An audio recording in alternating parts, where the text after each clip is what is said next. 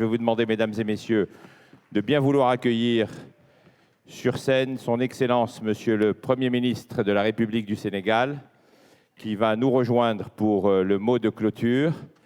Il sera accompagné dans cette dernière synthèse par Madame la ministre Promotion aux investissements. Il sera également accompagné par le conseiller spécial en charge de programmes scientifiques, le président du comité scientifique. Et puis, il sera également accompagné par mon ami Muntagassi, le président, le directeur général de l'APIX. Il ne devrait tarder.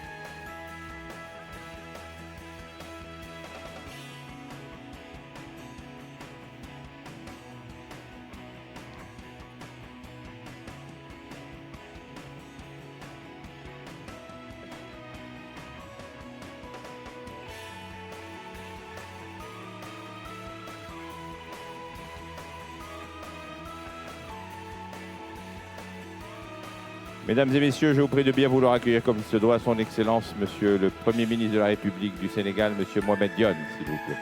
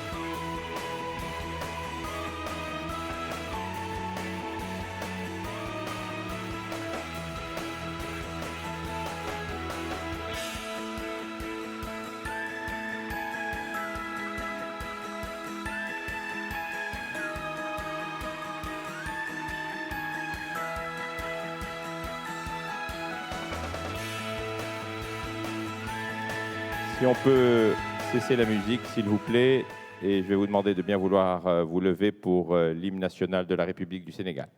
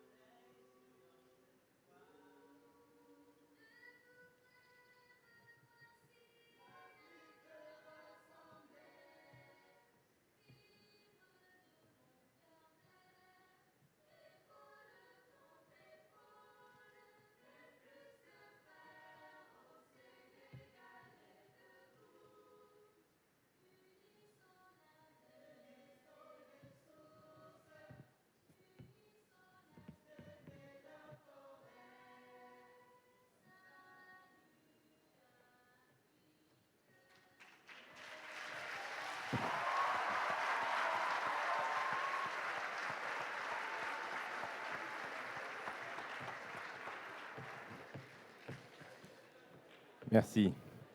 Ce premier forum économique de la francophonie aura été de surprise en surprise et bravo à cette magnifique chorale. Chanter un hymne national en cappella est vraiment une performance. Bravo, vous pouvez vous applaudir, vraiment. Si on en doutait encore un peu, Monsieur le Premier ministre, je crois que les femmes et la jeunesse sont définitivement l'avenir de notre continent. Bravo. En tout cas, avant de céder la parole à son Excellence, Monsieur le Premier ministre, je voulais juste faire une petite synthèse, car il est toujours important, après une conférence, après un forum, de faire un bilan. Je voulais juste partager quelques chiffres avec vous. Nous avons eu un premier forum économique qui a connu plus de 26 débats animés, une centaine d'intervenants, et il y a plus de 80 propositions concrètes qui ont été émises. Donc il serait trop long de les lister aujourd'hui, mais nous nous engageons à ce qu'elles fassent partie dans les prochaines 72 heures d'un document que nous soumettrons aux autorités de la République du Sénégal et à son Excellence Monsieur le Président de la République pour en faire une synthèse. Ça sera la charte de Dakar, la charte du premier forum économique de la francophonie. Et pour que ça ne reste pas qu'un beau papier, de belles idées, en tout cas, il sera important de la soumettre à l'Organisation internationale de la francophonie, à sa nouvelle secrétaire générale, pour prendre le relais de la dernière proposition qui a été faite en plénière de clôture, et puis de le soumettre à tous les États membres, aux dirigeants de tous les États membres, puisqu'un très grand nombre de propositions vont dans le cadre d'un partenariat entre secteur public, société civile et le secteur privé. Juste avant de regarder peut-être quelques images intéressantes, je voulais demander au conseiller spécial du président de la République et surtout président de ce comité scientifique de l'ensemble du sommet, quel est le bilan que vous faites, Monsieur Cassé? Parce qu'il n'y a pas eu que le Forum économique de la francophonie. Pendant les 11 mois de préparation, à chaque fois que je venais à Dakar, je découvrais des initiatives que vous avez lancées, des programmes, des débats, des émissions de télévision. Ça a été extrêmement riche. Dakar a vraiment vécu pendant plusieurs mois au rythme de cette francophonie. Merci, Richard Achas, cher ami. Le sommet de la francophonie et le forum que le Premier ministre va clôturer tout à l'heure sont le fruit d'un très long processus qui a été ponctué par de nombreuses activités qui ont réuni des milliers de personnes de l'espace francophone. Je voudrais, avec votre permission, dire très rapidement que ce qui s'est fait à 3 niveaux. Au niveau scientifique et politique. D'abord, nous avons organisé 6 grandes rencontres nationales et internationales. Une sur le Sénégal dans la francophonie, en rapport avec le ministère des Affaires étrangères. Une sur femmes et jeunes en francophonie. enjeux, défis et perspectives francophones, une sur la francophonie de l'inspiration originelle aux défis actuels et futurs, qui nous a permis de revisiter toute la trajectoire de la francophonie et d'ouvrir des perspectives, une sur les femmes et une sur les jeunes en francophonie, l'avenir en face.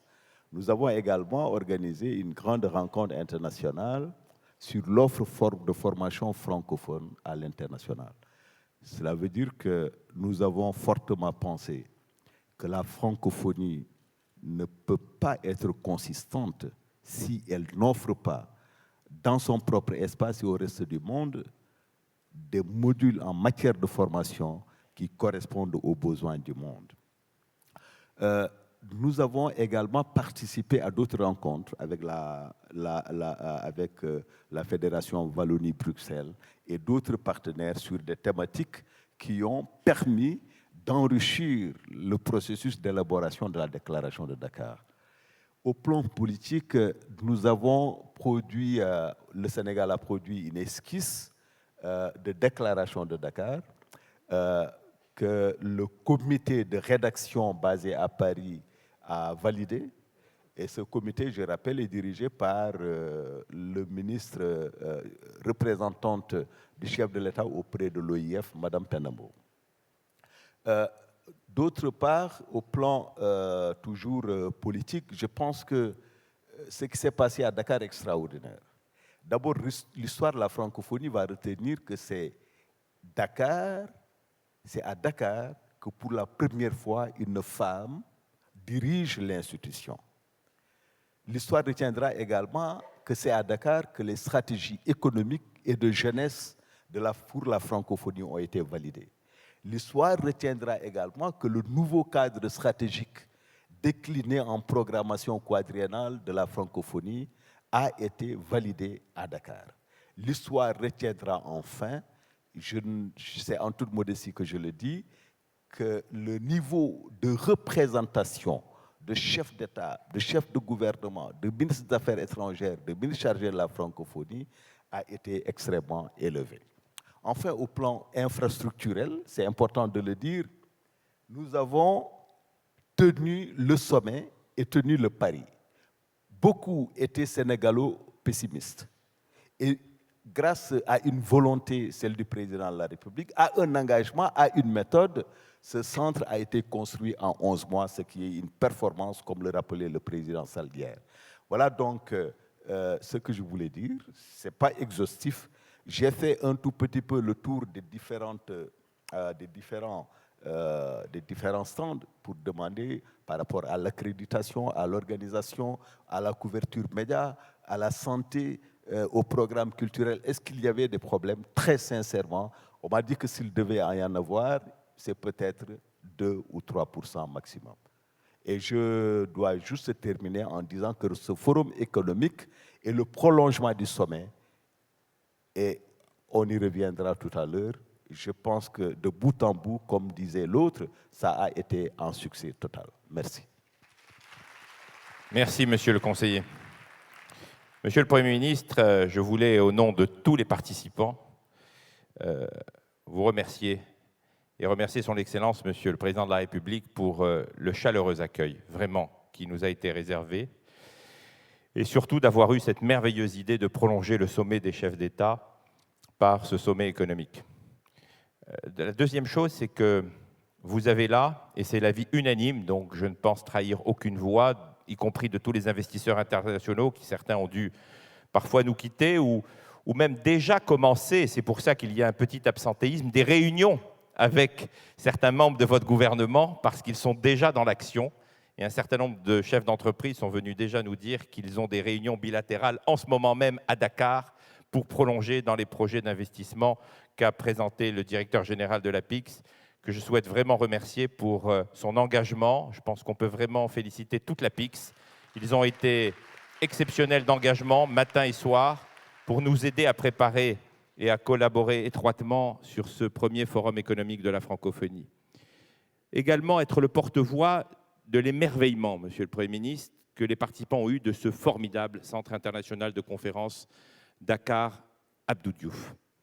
Et si quelqu'un en doutait, vous avez créé un tel outil qu'il va, dès après-demain, commencer à fonctionner encore plus, puisque, comme vous le savez, Monsieur le Premier ministre, son Excellence, Monsieur le Président de la République, a souhaité tenir ici même, le 4 décembre, la première grande réunion de tous les barreaux et des avocats du Sénégal, qui se tiendra ici même. Et puis, le 16-17 décembre, à savoir que déjà, vous avez lancé une industrie. Ça y est, elle est partie. Il y aura ce grand forum de Dakar sur la sécurité, en présence de plus de 6 chefs d'État et de plus de 20 ou 30 ministres de la Défense internationaux. Donc je crois que vous pouvez être extrêmement fiers de cette vision que son Excellence le Président de la République a eue et que vous êtes en train d'implémenter. Et puis permettez-moi, puisqu'on est entre nous, en famille, de vous remercier à titre personnel de votre confiance et de la, je dirais, vraiment amitié que vous m'avez témoigné personnellement et que l'ensemble des membres de votre gouvernement et que les Sénégalais et les Sénégalaises nous ont réservé à mes équipes et moi-même. On a été extrêmement fiers d'être à vos côtés, extrêmement fiers de porter haut les couleurs du Sénégal et de faire de ce sommet un événement qui, en 20 ans de carrière, restera vraiment gravé dans ma mémoire comme étant un fort moment d'émotion, d'amitié, de partage et d'échange. Vraiment, Monsieur le Premier ministre, je voudrais vous remercier avec émotion et vous demanderai de transmettre ces remerciements à son Excellence, Monsieur le Président de la République. Et puis, j'aimerais remercier les médias parce qu'ils ont été omniprésents. Plus de 900 médias pendant le sommet des chefs d'État, plus de 100 médias pour couvrir ce forum économique, y compris remercier les médias internationaux qui sont restés jusqu'à ce soir pour couvrir cet événement et écouter toutes les conversations. Et puis, je crois que le plus simple, parce qu'on aime toujours les souvenirs, c'est peut-être de regarder ce film que nos équipes ont monté, un peu en cadeau et en souvenir, 7 minutes pour résumer ce premier forum économique de la francophonie. Regardons avant d'écouter son Excellence, Monsieur le Premier ministre de la République du Sénégal. Et puis pour ceux qui sont assis dans tous les premiers rangs, je pense que de temps en temps, ça vaut le coup de regarder derrière parce que malheureusement, l'écran de devant est un peu caché. Lançons ce moment souvenir.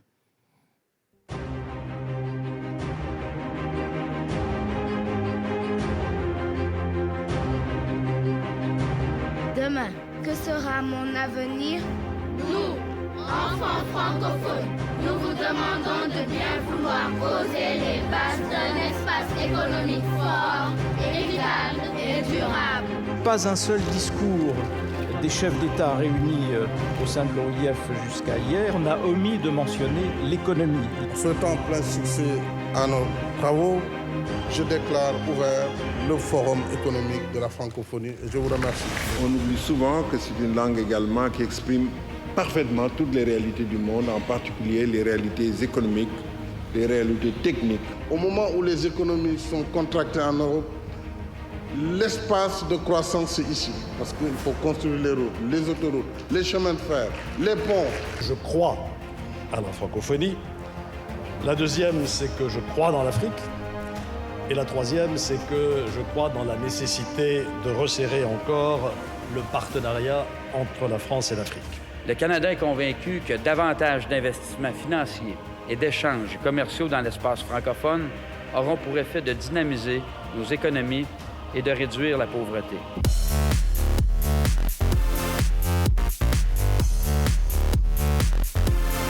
Il faut réformer le Forum francophone des affaires. Tout à fait, vous l'avez dit, le président l'a dit aussi, en s'appuyant d'une façon claire et définitive sur le réseau des chambres de commerce, par exemple. J'ai la conviction qu'effectivement les banques, pas seulement le groupe que je représente, mais que les banques peuvent être un accélérateur de l'intégration de l'espace francophone.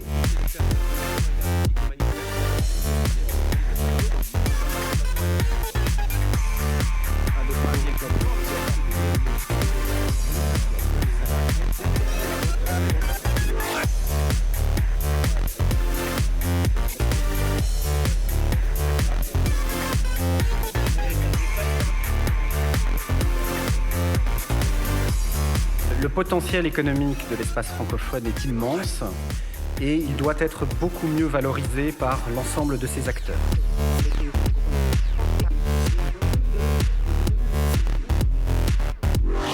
Il n'est pas possible de construire une agriculture productive, diversifiée et durable sans une recherche agricole forte.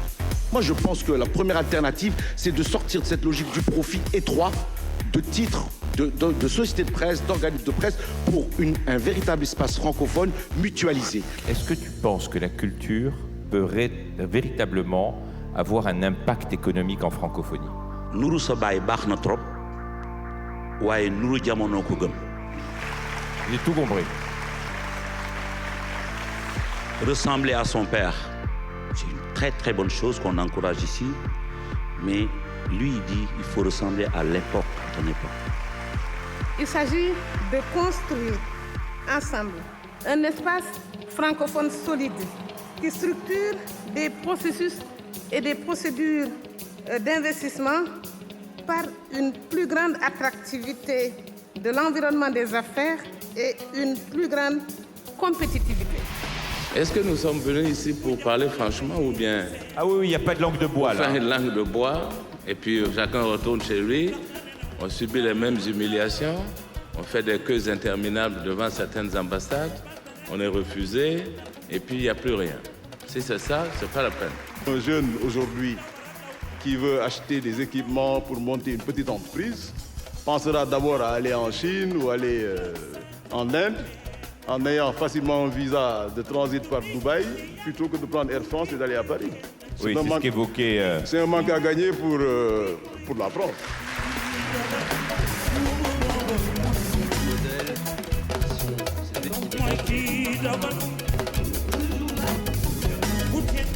L'une des choses qui manque aux Africains, l'une des choses, c'est l'accompagnement, la capacité à être accompagné.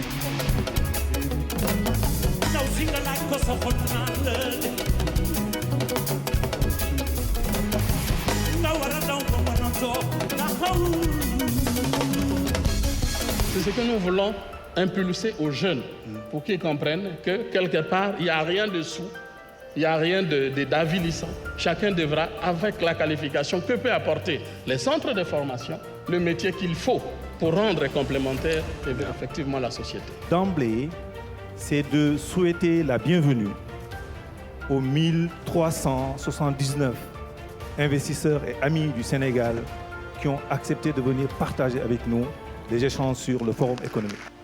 Portons ensemble ce viatique dans notre quête d'un dessein commun, un espace francophone fort de sa langue partagée, fort de sa diversité culturelle, fort de ses valeurs et résolument porté par son dynamisme économique et commercial.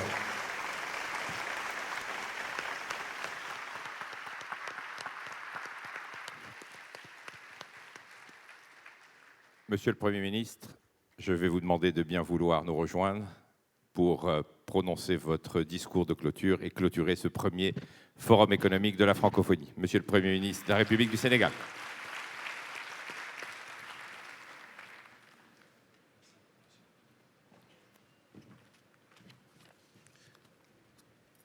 Merci Richard, il ne faut pas vous éloigner parce que je vous dirais que je transmettrai certes votre message de félicitations au président de la République, mais je voudrais vous féliciter en son nom pour votre engagement à nos côtés. Je me souviens, et l'âge cassé pourrait en témoigner, il y a 3-4 mois, quand vous nous dérouliez le scénario de la cérémonie inaugurale du sommet, avec les petites filles, les écrans qui étaient prévus, avec cette musique, Youssou N'Dour qui terminait, etc. C'était un rêve et personne n'y a cru. On a dit ça va être trop compliqué son truc. Et vous l'avez réalisé tel quel. Je voudrais également vous remercier pour vraiment votre engagement à nos côtés pour la réussite du plan Sénégal émergent. J'étais récemment à Dubaï pour représenter le président de la République et je peux témoigner ici du nombre et de la qualité des investisseurs que vous m'avez amenés pour réaliser justement des plateformes comme celle-ci. Et aujourd'hui, c'est peut-être un plaisir aussi de le dire, derrière ce magnifique bijou, le Centre international de conférence Abdou Diouf de Diamniadio, se cachent en fait N projets qui vont sortir d'ici 1 an, 2 ans. C'est d'abord à l'entrée de la ville, on voit la plaque, le parc industriel. Et ça, c'est pour la jeunesse. On a mis dans la loi de finances initiale qui est de 2015, qui est actuellement en cours de discussion au Parlement, le président de la République nous a donné instruction de mettre 20 milliards CFA pour démarrer, réaliser un parc industriel dans le cadre de la zone économique spéciale de Dakar, qui va être partie à Diass et partie à Diamniadio, pour faire des hangars de qualité internationale. 5 000 m², 10 000 m². Vous voyez aujourd'hui des produits, vous le voyez dans CNN, dans France 24, des produits exportés depuis l'Éthiopie, des chaussures. Moi-même, j'ai visité une industrie, une seule, dans le Eastern Industrial Park de Addis, qui s'appelle Huajian Industry. Vous pouvez le voir dans Internet. C'est 10 000 jeunes Éthiopiens qui y travaillent tous les jours pour une industrie. Alors, je ne parle pas du parc. C'est ça qu'on veut faire ici. Et nous travaillons aujourd'hui avec la Chine. C'est quoi hier le président le disait. Parce que la francophonie, la marche du monde aujourd'hui, c'est 2 directions. C'est multipolarité, donc pertinence de la francophonie, mais c'est aussi la globalisation. On ne peut plus s'asseoir et regarder qu'à côté de soi. On n'est plus dans une île. On est dans le monde qui est planétaire. À l'heure où on parle, on peut nous voir un peu partout dans le monde, par le numérique, par, j'allais dire, le don d'ubiquité que nous avons tous aujourd'hui. Donc, nous réaliserons ce parc industriel et normalement en 8 mois, dès que le budget sera approuvé. Les premiers hangars sortiront et cette jeunesse pourra trouver également de l'emploi là-bas. Vous verrez dans 1 an, les grues que vous voyez derrière chaque grue, il y a un immeuble. Les premiers immeubles, une vingtaine d'immeubles vont sortir de terre. Normalement, première remise des clés, 15 août 2015, les premiers appartements. Dont 30% de social sur le programme à court terme de 15 000 logements à réaliser à Diamniadio sur le germe de ville phase 1 de 700 hectares. Le projet global étant de 40 000 logements sur 2 000 hectares, avec 10 hôtels, parce que nous sommes à 10 km du nouvel aéroport. Le marché d'intérêt national, je vois le président Lamignan avec Exim Bank Turquie. Ce matin, justement, c'est Richard qui le disait, les réunions se poursuivent hors d'ici. Depuis hier, personnellement, je ne connais pas le nombre de réunions bilatérales que j'ai eu à présider, y compris ce matin. Et le financement est bouclé, ils m'ont dit. Vous aurez votre marché d'intérêt national, les Rungis, un petit Rungis ici. Et nous démarrons également, début janvier au plus tard, l'université de 30 000 étudiants ici à Diamniadio, avec 4 filières. 3 grandes filières. Économie, management, parce qu'il en faudra des cadres pour le pays. Je vois les élèves de l'ISM. Mais nous aurons aussi une faculté de sciences et techniques, parce que nous voulons capter des grandes entreprises également dans le numérique, qu'elles puissent venir ici, autour d'un technoparc. Nous aurons également une faculté de médecine et également l'Institut des sports qui seront sur place. Donc ça, c'est 30 000 étudiants et c'est pourquoi nous voulons réaliser ce train rapide.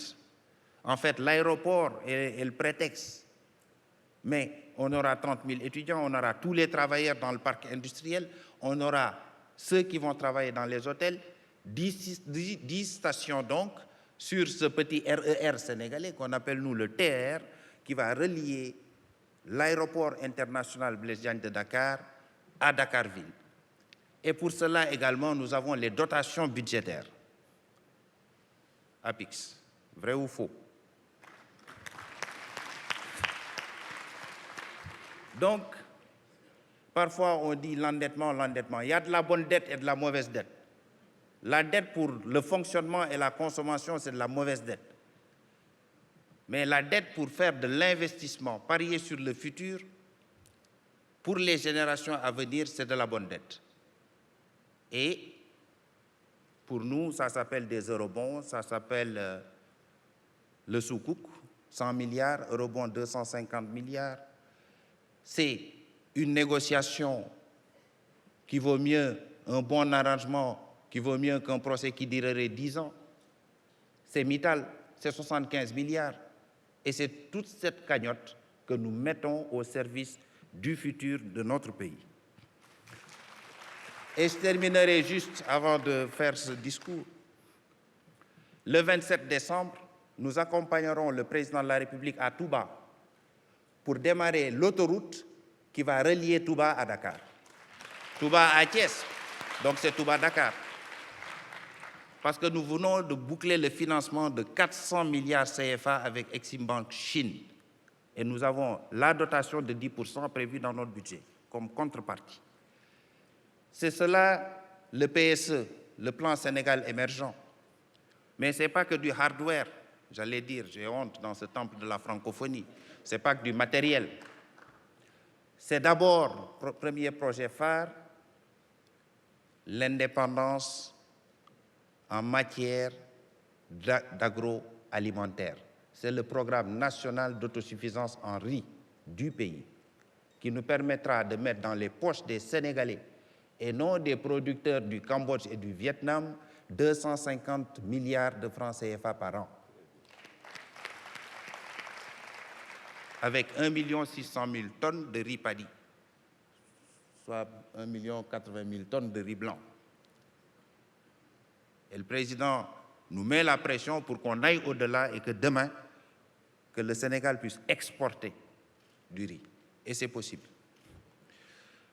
Monsieur le ministre des Affaires étrangères, cher ami Mankeur, Madame le ministre chargé de la promotion des investissements, Madame Koudjambaye, Monsieur le ministre conseiller spécial du président de la République du Congo, Monsieur le ministre conseiller spécial du président, charge du comité scientifique du sommet, Monsieur le président du Conseil national du président, du patronat, CNP, mon cher ami Beydi, Madame le ministre conseiller du président, Mesdames, Messieurs, chers amis, en marquant sa volonté d'accueillir en marge du 15e sommet de la francophonie, le premier forum économique de la francophonie, Son Excellence M. Macky Sall, président de la République du Sénégal, affirme son engagement pour le développement d'un espace économique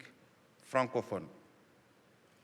Le thème de notre forum, une communauté économique francophone, dynamiser ce prodigieux potentiel, a été l'occasion pour les politiques, le secteur privé national et étranger, la communauté scientifique et la société civile d'échanger sur l'émergence d'un espace économique francophone viable dans une économie globalisée.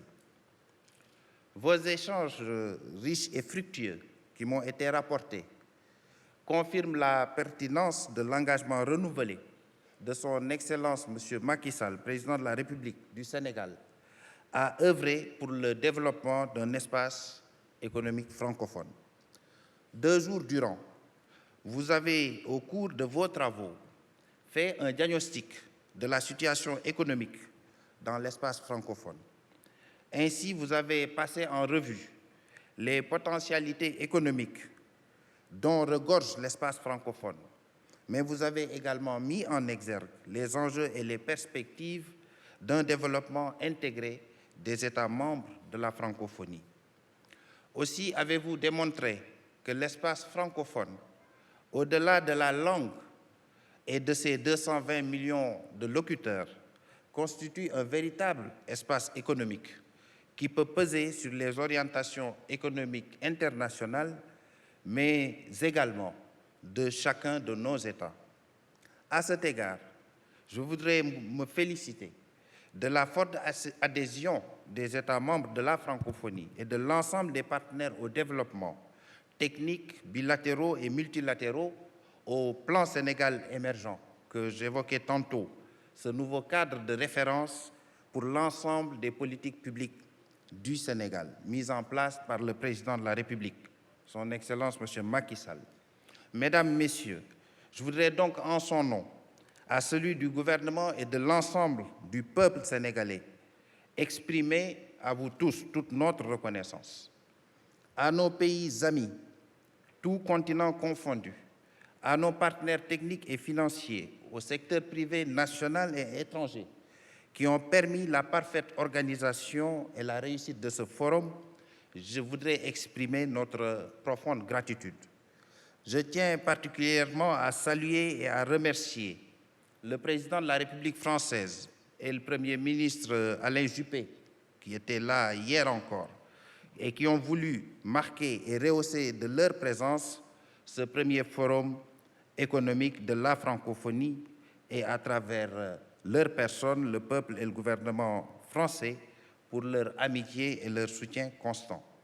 Pour conclure, je puis vous donner l'assurance que toutes les observations et suggestions pertinentes enregistrées dans les ateliers et au cours des 2 jours de ce forum seront traitées avec soin et célérité par notre gouvernement, bien entendu, mais en particulier par la nouvelle secrétaire générale de la francophonie, Mme Michaëlle Jean, dont l'engagement personnel pour un espace économique francophone est de notoriété publique.